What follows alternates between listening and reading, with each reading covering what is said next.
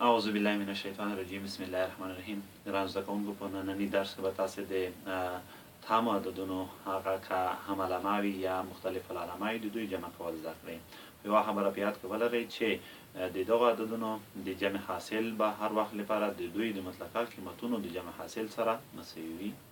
مثال دوه جمع پنځم سوی وکړي، نو که د دوی مطلقه ونیسو نو مطلقه قیمت حاصل به هم له دغه سره مساوي وي. په همدې شکل دا خبره په منفي اعدادو کې صدق کوي. مثال منفي دوه جمع منفي پنځه مساوي منفي اوه کېږي، نو که د مطلقه قیمت باندې دا عملیه کوو بیا هم صدق کوي. مثال که دواړو عددونو ته منفي علامه مشترکه ونیسو نو دوه مطلقه جمع پنځه مطلقه څو کېږي؟ دوه جمع پنځه لسته راځي. علامه مشترکه ورته نیولې ده دواړو لپاره، یعنې د مشترکه په دې معنی چې که اوس بیرته ورضرب شي نو دواړه عددونه هماغه شکل غوره کوي. نو د دې لپاره چې د مطلقه قیمتونو د جمع حاصلې پیدا کړو نو علامه مشترکه ورته نیسو. کله چې د مطلقه قیمتونو جمع حاصل لاسته راوړو بیرته علامه ورسره ذکر کوو. نو دلته د دوه مطلقه دوه د پنځه مطلقه پنځه، نو که چیرې جمع شي وکړي او منفي علامه په خپله ورته لیکل کېږي. نو دلته معلومیږي چې د منفي دوه او منفي پنځه د جمع حاصل د دوی د مطلقه قیمتونو د جمع حاصل سره څه رقم دی؟ مساوي دی. ښه، دا همدغه مفهومونه کولی شو په عددي محور باندې هم وښیو. مثال دوه واحده جمع تر دغه ځایه پنځه واحده ټول څو واحده کېږي؟ پنځه واحده.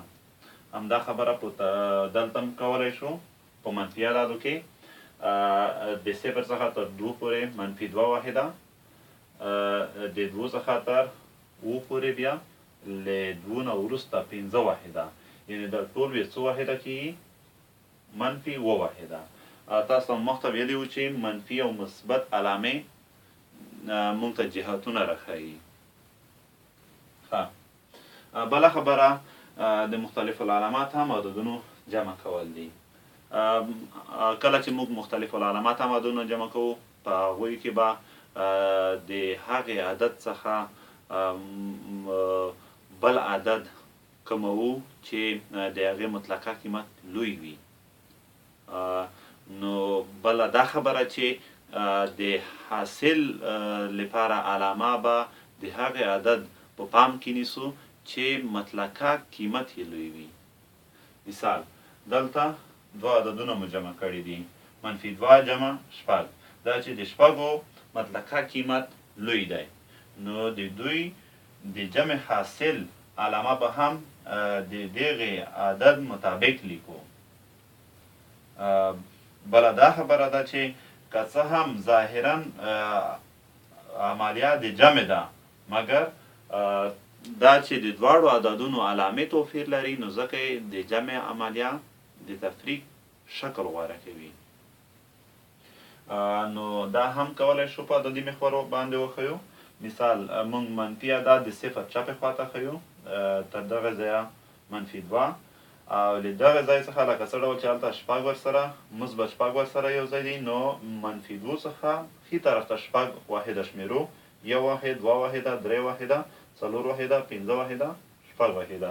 نو منفي دوه نه ښی خواته که چیرې شپږ واحده وشمېرو کوم عدد ته رسېږو؟ مثبت څلورو ته. نو له دې څخه هم معلومېدی شي چې که منفي دوه جمع مثبت شپږ وي نو حاصل به یې مثبت څلور وي.